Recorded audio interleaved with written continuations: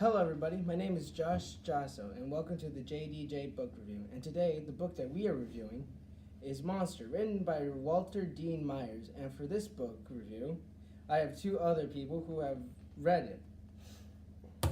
Hi guys, my name's Jason Carlock. Hey everyone, my name's Drake Pressigard. Now that we have our introductions out of the way, let's give our thoughts on the book itself. Jason? I thought the book was fantastic. It had a lot of deep and morbid parts, like when he was crying in the jail cell after talking to his mother. And this book really hits you hard when you think about Steve having to deal with all this at the age of 16.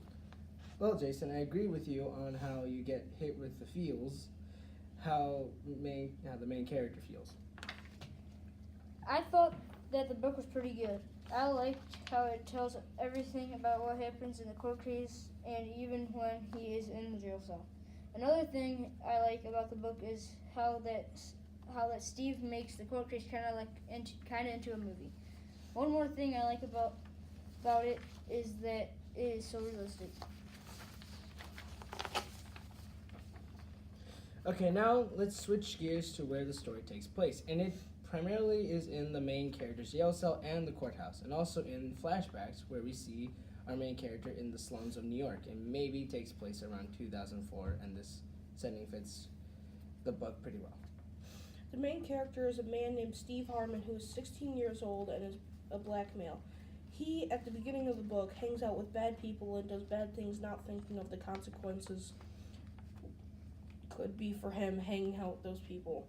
He was also very careless and wasn't worried if he gets in trouble. The plot summary goes like this. Steve was hanging around with some bad people. Then the people he was hanging around with had the idea of robbing a local drugstore.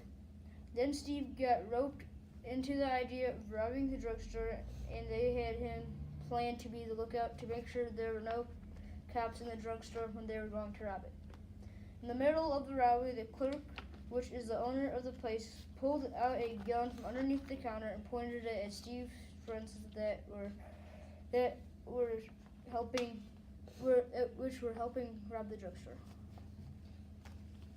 Then the people that was robbing it tried to pull the gun out of the store owner's hand, but when they were trying to pull the gun away, it was pointed towards the store owner, and the gun accidentally fired and killed the store owner.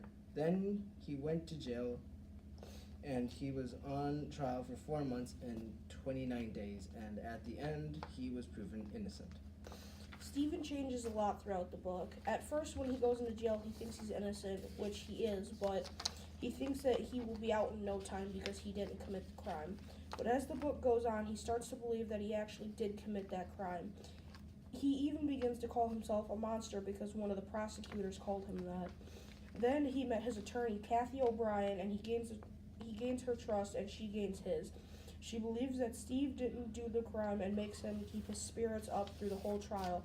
At the end, he knew he wasn't guilty, and with the help of Kathy, he stayed positive. His perspective also changed. He stopped hanging out with those bad people and even made his movie named Monster based on his experiences with his trial and jail time. Now let's move on to the theme of the story.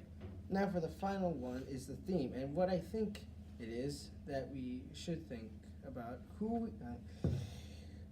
we are hanging out with, because they could put us in situations where you can end up in big trouble with the law. Now, Jason, what do you think the theme is? I thought the theme was just know who you can trust and make sure you know who they are before you get yourself into some bad trouble like our old buddy Steve. Drake? I think the theme is teaching us that always think twice before you actually do something. Otherwise, it could get you in a lot of trouble, or like in the book, you could be on trial for 5 months, like in the book. And that's it for this book review. Join us next time on the JDJ Book Review. The end.